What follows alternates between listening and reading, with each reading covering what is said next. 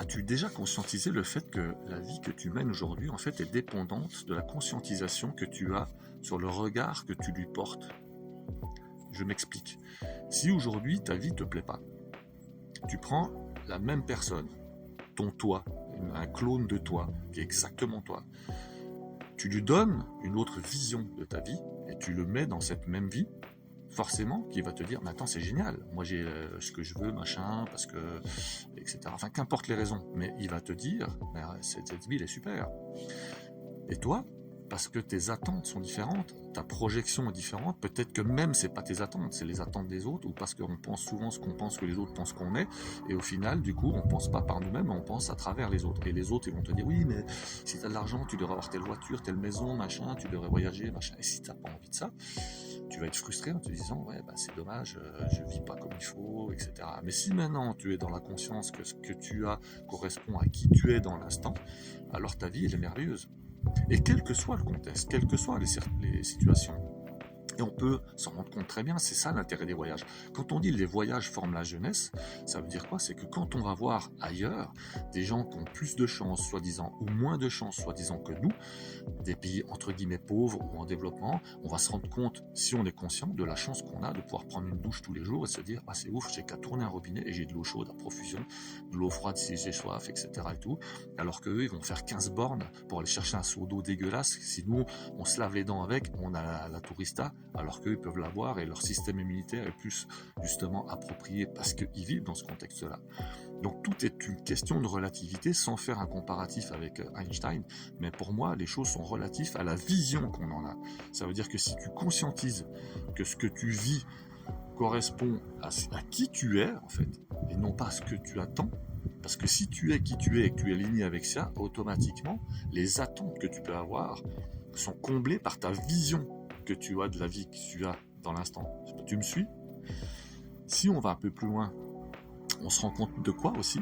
Toutes les études qui ont été faites sur les témoignages, par exemple, on va créer une situation, et il y a des moultes études, tu peux regarder, il y a des études qui sont extrêmement détaillées, où on va faire vivre une situation à 150 personnes, ou leur faire voir à travers un écran une partie de 5, 10, 15 minutes de quelque chose qui se passe. Et après, on va demander aux gens d'écrire ou de témoigner oralement de ce qu'ils ont vu, de témoigner de ça, quoi.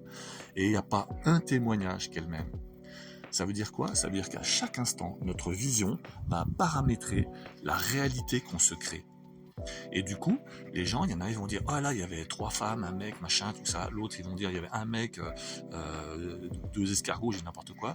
Et si après, il y a des choses qui sont similaires, et si des gens disent, oui, le contexte est à peu près le même, quand on va demander de détailler comment étaient habillés les gens, quel est le type de race, on va te dire, ah, lui, il était caucasien, lui, il était black, lui, il était ci, machin, lui, il était habillé avec un truc bleu, l'autre, il va dire un truc rouge. Il n'y a pas un témoignage qu'elle-même. Et si on va encore plus loin dans la réflexion, des études prouvent aujourd'hui, et tu peux t'en rendre compte par toi-même, tu n'as pas besoin d'études, que quand tu vas réfléchir à un souvenir, ce souvenir-là, tu vas toi-même le modifier dans le temps. Ça veut dire que quelque chose que tu as vécu, tu vas changer ton avis sur cette chose-là parce que toi, tu changes. Et comme tu changes dans l'instant, tu changes ton angle de vue et ton regard sur non seulement le présent, mais également le passé. Et c'est ainsi que des souvenirs qui étaient des fois terribles dans le passé vont s'enjoliver, voire même être idéalisés. Et d'autres, le cerveau a cette capacité de créer un blackout pour éviter des souffrances, etc. Mais si tu évites ça et que tu vas chercher même d'autres choses dans tes souvenirs, tu vas toi-même les modifier parce que à un moment où tu vas y penser, tu es plus dans le bonheur ou autre, à un autre moment tu es plus dans la souffrance ou autre, et du coup, cet angle de vue va métamorphoser ce que tu as vécu. Et si il y avait une possibilité d'inscrire dans le marbre, entre guillemets, la réalité de l'instant telle que tu l'as vécu, avec qui tu étais dans cet instant-là, ça veut de toute façon pas dire que c'est une vérité absolue pour les autres qui t'environnent, puisque comme on vient de le dire et comme on l'a vu, chacun a sa manière de voir les choses, et du coup ça biaise aussi ta propre manière, puisque quand tu vas discuter avec les gens, tu vas dire, tu te rappelles, quand on a fait tel truc, il y avait ça. Ah non mais moi j'étais pas là. Ben si t'étais là et tu vois des photos, ah ouais putain je me rappelle pas de ça comme ça et tout. Pourquoi c'est comme ça?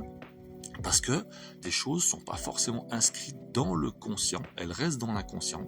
Et comme je le dis souvent dans mes vidéos, ce qui fait qu'on arrive à percevoir les choses de la manière la plus juste à ce qui nous correspond dans l'instant, c'est d'aller chercher dans l'inconscient et de le ramener dans le conscient. Et à partir de là, tu vas créer quelque chose qui de toute façon est modifiable et se modifiera au fur et à mesure que tu vas te modifier, donc que tu vas changer.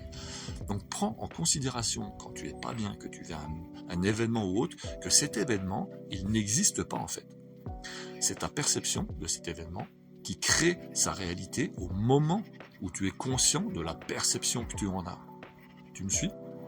Donc à travers ça, prends l'habitude de créer l'événement, de créer une réalité qui te convient dans l'instant, en pensant, en gardant toujours en toi, dans ton cœur, que tu peux à chaque instant modifier cette réalité, même s'il est passé. Donc c'est hyper intéressant. Et réfléchis bien à ce que je te dis, et tu verras, tu as déjà vécu des événements, des choses où tu as parlé avec des gens, et qui étaient là, et qui te disent, mais non, ça s'est pas passé comme ça du tout. Et même toi, tes propres souvenirs, tu les modifies en permanence. Et ça, on peut le faire en tout temps, dans le présent, dans le passé, et même dans le futur. Et c'est comme ça qu'on crée une autre réalité. Dis-moi toi ce que tu en penses. Est-ce que tu vis ça au quotidien? Est-ce que tu es conscient de ça? Est-ce que tu arrives à ramener ça de l'inconscient dans le conscient et à changer ça pour que ça te convienne? Parce que ça peut toujours aider les gens. Je te remercie de liker, de commenter à travers ça, de partager si cette vidéo t'a apporté quelque chose et surtout de t'abonner pour ne rien louper. Mais merci du fond du cœur de me suivre.